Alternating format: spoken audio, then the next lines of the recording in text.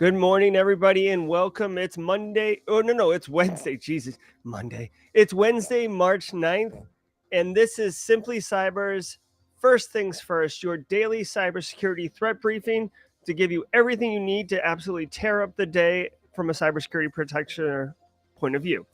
Simply Cyber's First Things First is sponsored by Barricade Cyber Solutions, your partner for incident response, ransomware protection, and business recovery. So much love to Eric Taylor and the gang over there for what they're doing.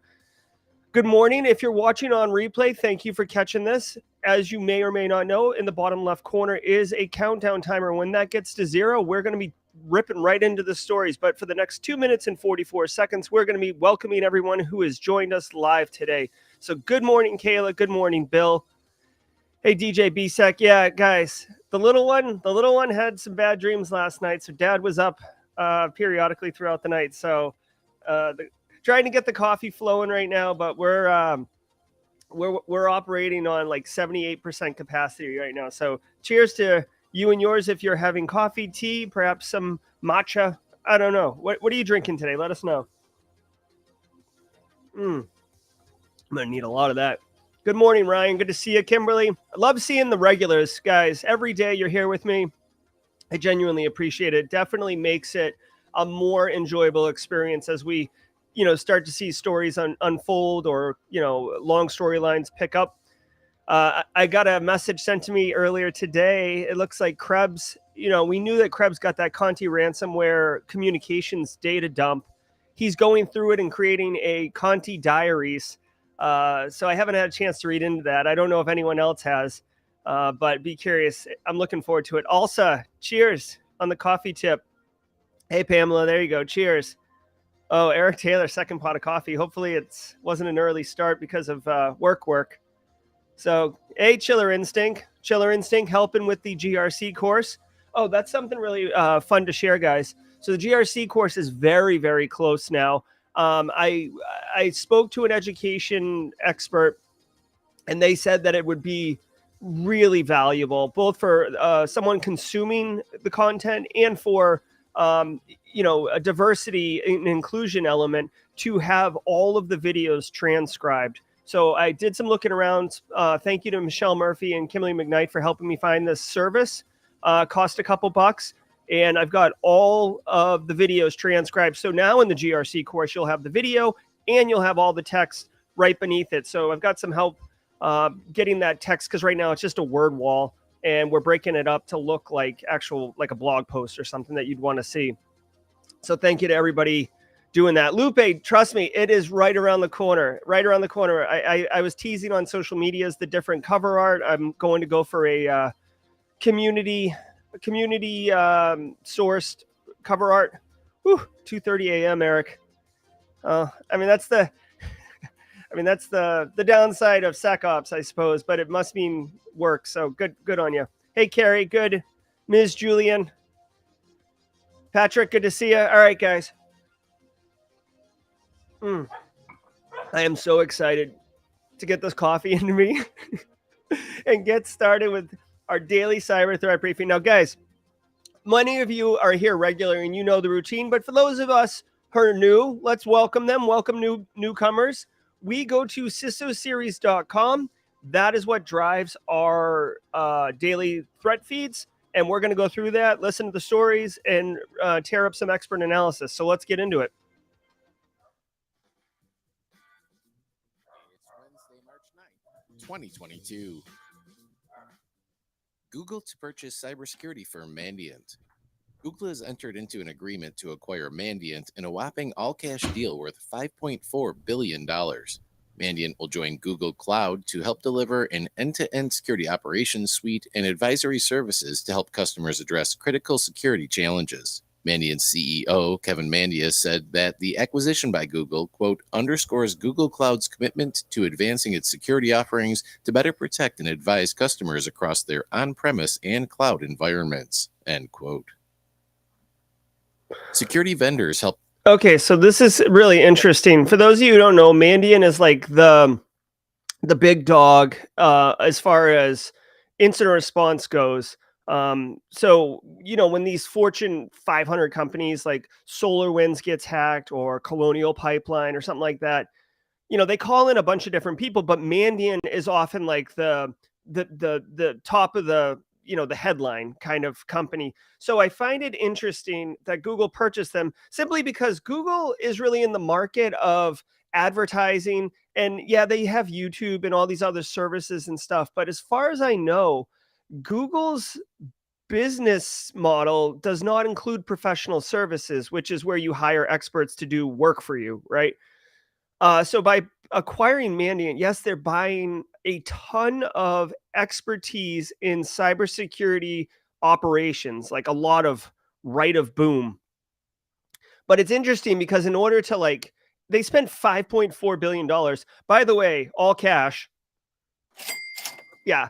Um, that's crazy that it's all cash, but obviously Google isn't doing this out of the goodness of their heart. They are a for-profit business, so they have to assume that they're going to be making more than $5.4 billion on this investment.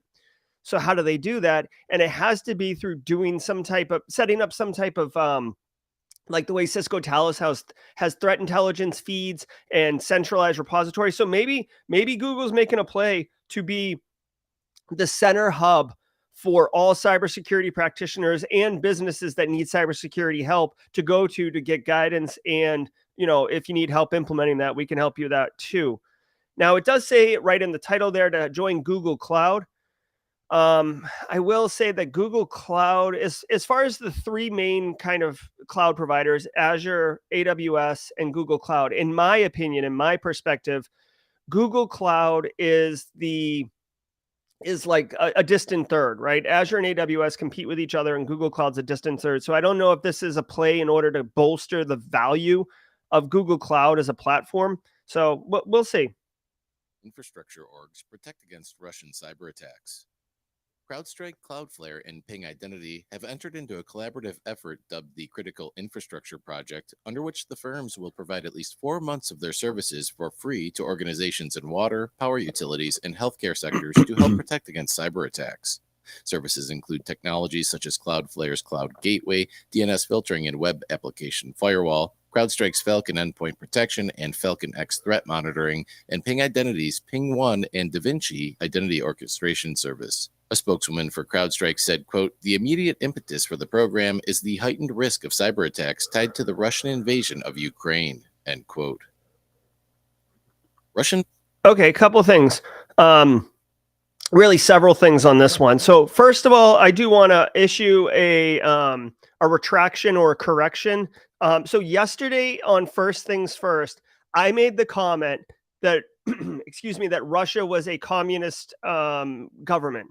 Okay, and someone reached out to me and DM'd me, and they were actually very passionate about what they said to me. But they basically told me that Russia hasn't been a communist country since the 80s and that I'm spreading misinformation. So I want to acknowledge that that was an incorrect statement and that I don't, try to pretend that I'm some geopolitical expert or anything like that. So please retract that comment I made yesterday about Russia. And I'll just leave it at that. Now, as far as this particular story goes, we read about this yesterday, and I had made the offhand comment about the stock prices and stuff. After that, First Things First, I actually went and spoke to a financial expert about this. Now, I'll just say that, personally, I probably will not be investing into these businesses, but I do appreciate that they are offering the free services. It's important to note here that their free service offering is exclusive to water, energy, and healthcare, which is a subset of all the organizations that need it, right? So this shields up CISA thing, it's like, hey, public sector, hey, private sector, everybody shields up.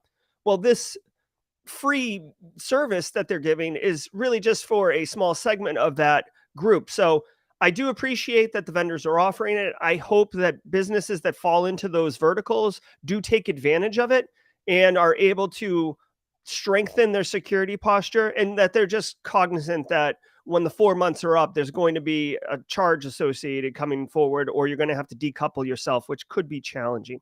So good on them. It's good to see that, people are banding together in tough times to help each other out. VPN demand soars amidst social media crackdown.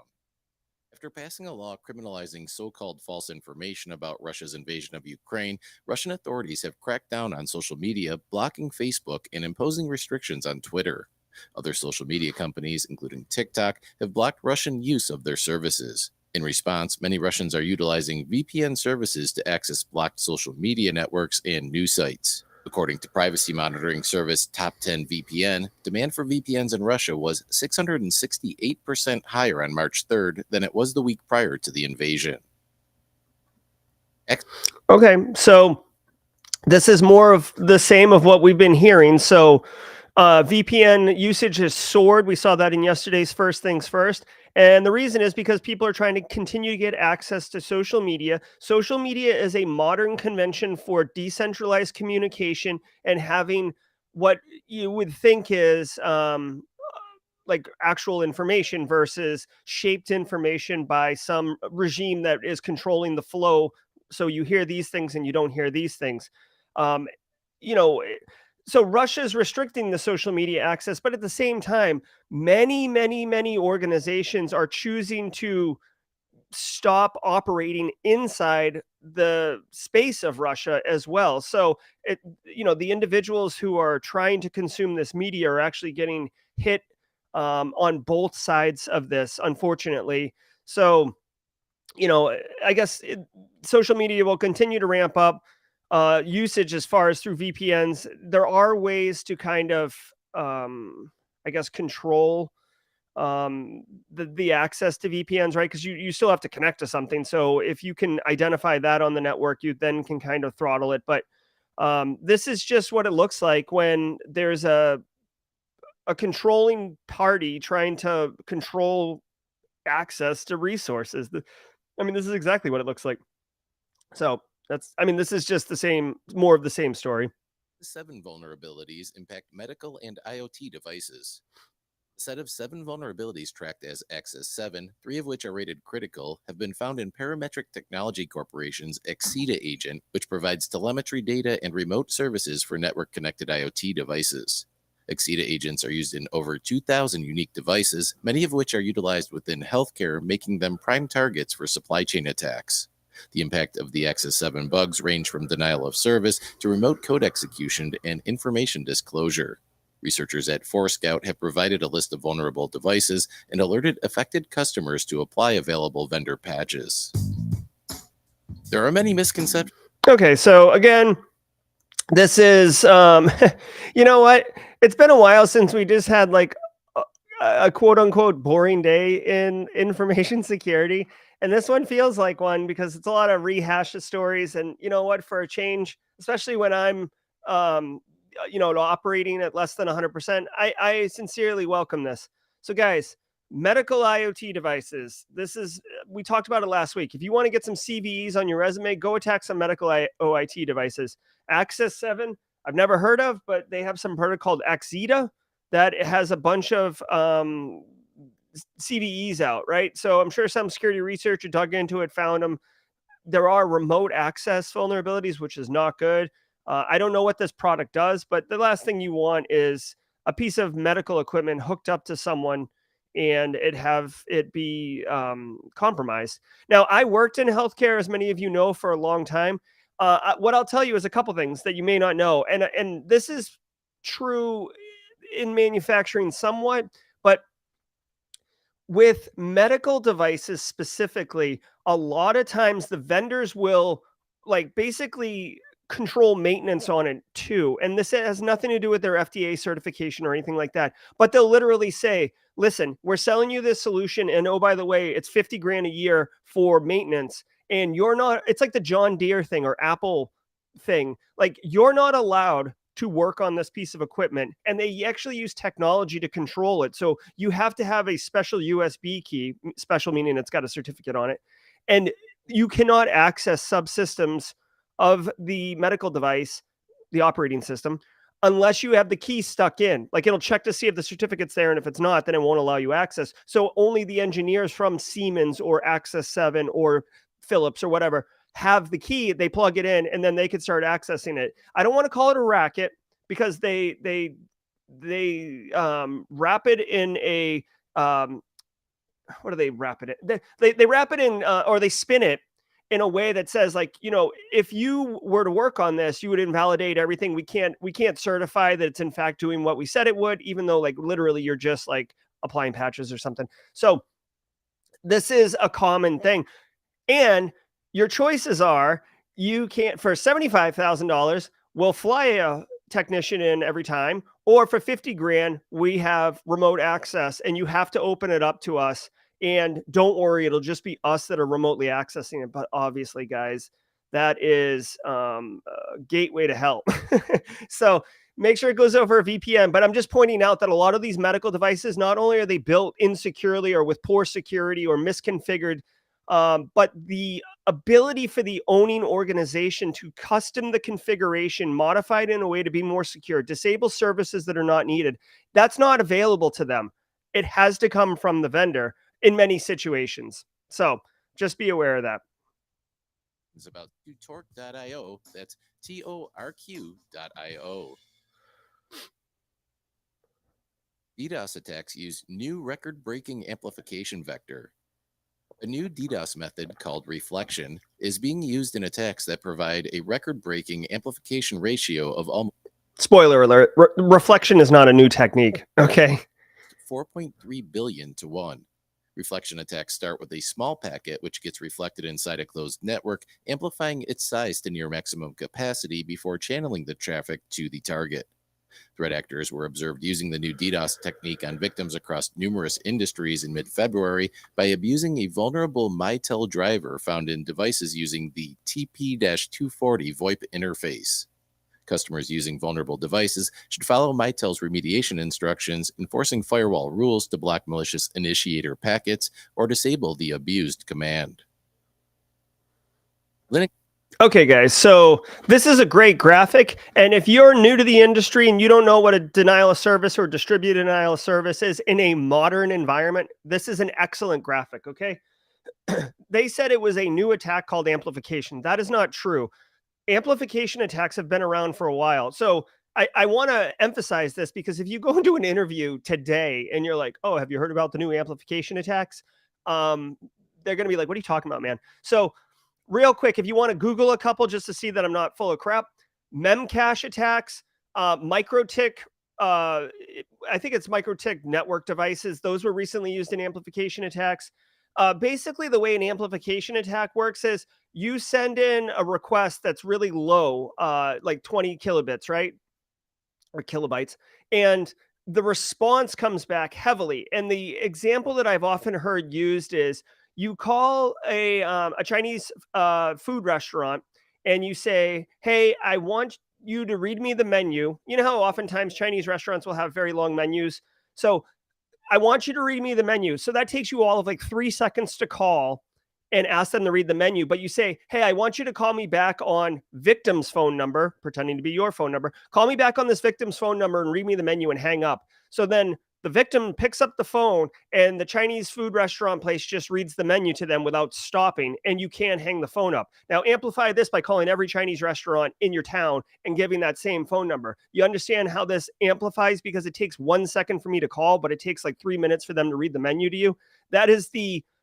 That's the illustration of what an amplification attack is. Now, I did read about a recent technique in an amplification attack last week called TCP middle boxes. So if you're interested in that, the technique is essentially where you try to, if you go to like a website that you're not allowed to go to, let's just say like some adult website, and your firewall at the organization is configured in a way to not allow you to do that, right? And it sends some message back saying you're not allowed to do that. Because that particular method in the firewall isn't checking to see whether or not you've already established a connection. I don't know if it's configurable or not. You can spoof the IP address of the victim and say that you're trying to go to this bad site. And then the firewall will push down and amplify like whatever the response is to them of not being able to go to that website, which apparently is, 20 kilobits to make the request and like, a meg to come down and tell you no. So this is a modern, by modern, I mean like in the last week, technique people are seeing. So TCP middle boxes, if you want to, get some more information on that. But the memcache one is a pretty popular one, and the microtik one was pretty popular as well last year. Distros patch dirty pipe kernel bug. Ooh, the dirty pipe privilege escalation flaw dubbed dirty pipe has been disclosed along with proof of concept exploit code.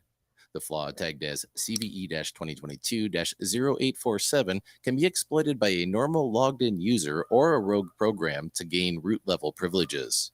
The issue was introduced in kernel version 5.8 and fixed in versions 5.10.102, 5.15.25, and 5.16.11. The issue stems from a blunder in the kernel's pipe handling code, which allows a user program to overwrite the contents of the page cache and ultimately the file system. Linux kernel patches have been released, while fixes are still pending for Android on vulnerable Google Pixel 6 and Samsung Galaxy S22 devices. Okay, so I do like the term.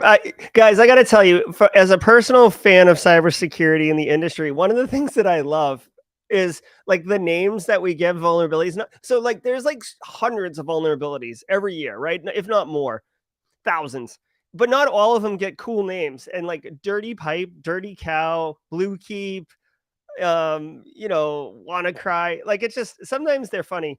Anyway, so this particular one, it's the only thing that I'll note on this is, again, Linux isn't invulnerable to vulnerabilities. I didn't catch if there is there's a proof of concept exploit. So yesterday on First Things First, I pointed out vulnerability management and how bad is this vulnerability is a temporal value based on how many, what's the current state of exploitation. This one is proof of concept exploit, which is like, you're getting close to widespread exploitation or access to exploitation. So you would want to fix this one, but this isn't a get the coffee brewing. We're staying here until this thing is fixed. They mentioned that it's vulnerable on some Android devices, so mobile phones and stuff like that. So keep your devices patched and up to date, guys. One final thing about this that you may not realize, this is a Linux privilege escalation flaw. Privilege escalation means that you already are on the box and then you're going to elevate privileges. So if you can't get to the phone or the box or whatever, then this one doesn't do anything, which lowers its risk, right? Because an attacker would actually already have to be compromise the machine. And the idea is that you would compromise it and you'd have like general user level access, and then you would elevate to a root level access. So then you could do more stuff right to the disk or do damage or whatever you want it. So that's kind of the crux of what's going on here. One final thing I'll point out, this is one of those ones where, and I've mentioned it on First Things First before, this is one of those ones where like, because Android OS can be forked everywhere, a lot of businesses that aren't Samsung or Google or Amazon, they'll fork the Android OS, but then they'll make custom configurations for their device, for their phone. And then when a new update comes out or like a new operating system version, you can't necessarily apply that update to your device because it'll break all the custom configurations that vendor built on top of it. So if you've ever seen that, like Google is currently on the version of like banana sandwiches and you're still running, taco shell, or I don't know the conventions there. They're so silly, but and you're like, why isn't my version of my Android upgradable to the newest operating system? That is why. Okay. So just be aware of it. Okay. Thanks. 2022 password report, bad news for Cincinnati Red fans and pretty much everybody else. The 2022 weak password report from SecOps. These are always fun. The human side and the tech side of why passwords are the weakest link in an organization's network. The report analyzed 800 million breached passwords and highlighted that 93% of passwords used in brute force attacks include 8 or more characters, and that 68% of passwords used in attacks included at least 2 character types. More than half of organizations do not use a password management tool, while nearly half of organizations do not have user verification in place for calls to the IT service desk. Interestingly, the Cincinnati Reds topped the list of most popular baseball teams found in compromised password lists. The report recommends that organizations block weak and compromised passwords, enforce password length requirements, verify user identities at the service desk, and audit their environment for password-related vulnerabilities. Okay, well, hopefully you guys have been hearing the audio well. So just real quick as a programming note, because I play music at the beginning and the podcast afterwards, and it's both coming from the same device, and the music is like much louder than the podcast, I have to, manually control the dial. So I do that, and hopefully the audio is fine for both of them. Okay. Okay. So really quick with this particular story, I do appreciate that they threw that Cincinnati Reds bit in there just because it's good marketing. It's an easy thing to sell. Obviously, this company sells a password auditor tool, which is fine because I always say question the data, right? Oh, thank you. So I always say question the data, but this particular data set is based on 800 million compromised passwords. So in my opinion, that is a fully validated, qualified data set, right? Unless they just took the same data set and copy and pasted it 400 million times. So couple things here, right? This is interesting. Passwords are still a thing in 2022, although we are moving away from them. Microsoft has this mission to remove the password using biometrics or hardware tokens or other, your face or being able to draw on a picture screen. There's a million different things that that you can do that isn't a password, because passwords are easy to compromise. Now, a couple things that are worth noting here. 93% of the passwords are greater than 8 characters. So I appreciate that. I mean, that is basic that we should be doing.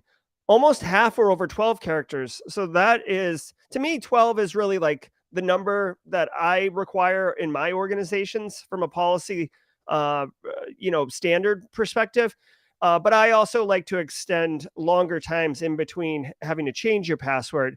I do want to give a shout out to my friend Brandon Stevens, who at his organization, he requires 24 characters or more, but he has a much longer time to reset your password, which, it's the trade-off, right? The other thing I want to point out here is 54% of orgs do not have a tool to manage work passwords. Now, this is really the crux, right? Guys, the biggest hurdle to overcome in the world of information security right now, not the biggest, but a big hurdle, is getting end users to adopt a password manager, because now you're asking them to introduce a new piece of technology. Many end users are not technical. Whoops. And it can be confusing, overwhelming, frustrating. There isn't a good onboarding experience. But if you can get, many of you use password managers, and if you can get over that initial hump of onboarding, password managers are awesome. If your password gets compromised, it's just to that one site, no big deal, you reset it. And by the way, you always have complicated hard passwords and you never have to remember them. So I think that would be a big initiative for any organization, but that's the reason why password managers have been around for a while. They're absolutely excellent, but trying to get a non-technical, typical end user to integrate it into their environment is not easy. Also, as a fun fact, if you want, if you want to do a magic trick, I do this every semester with my students. If you want to do a magic trick, when you're talking about passwords, be like, listen, you think that your password's good, but I know your password starts with a capital letter, is followed by several letters. Then you probably have about, let's say, 2 numbers and then an exclamation point at the end. Carl, I know your password. Okay. So we need to get you better passwords, son. All right. So almost you're not going to hit everybody with that one, but you'll see people's faces light up in the crowd when they're like, oh my God, that dude knows my password, because that is a convention that most people use. And they think it's, clever. And then you iterate the number in between the word and the exclamation point. Microsoft and Google issue March 2022 patches. Microsoft's March 2022 Patch Tuesday fixes 71 security bugs, only 2 of which are rated critical. However, the patches do address 3 zero-day vulns, including a remote desktop client remote code execution vulnerability, Windows fax and scan service elevation of privilege vulnerability, and .NET and Visual Studio remote code execution vulnerability. The good news is that none of these vulnerabilities are being actively exploited. In parallel with Microsoft's fixes, this week Google has released patches for 39 vulnerabilities in Android. The most serious vulnerability is CVE-2021-39708, a remotely exploitable elevation of privilege issue identified in the system component. All right, I was trying to read that. I don't know why he mentioned Android. If this is Microsoft Patch Tuesday, I didn't get that. I guess is Microsoft making stuff for Android now somehow? Anyways, guys, it's Patch Tuesday. This has been happening for years. It's no big deal. If you're doing regular vulnerability management, your IT operations, you guys should already be, testing these patches on some subset of your endpoints to make sure that it doesn't break applications, and then pushing to your environment following your normal vulnerability management program and strategy. I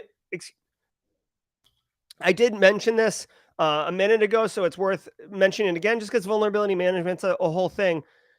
You'll notice here, 25 elevation of privileges. So that is that privilege escalation vulnerability. You have to be already compromised. Remote code execution, so you don't have to be local on the network, right? These are the key terms that you really should be learning if you're going to be studying vulnerability management or doing some type of vulnerability management service, okay?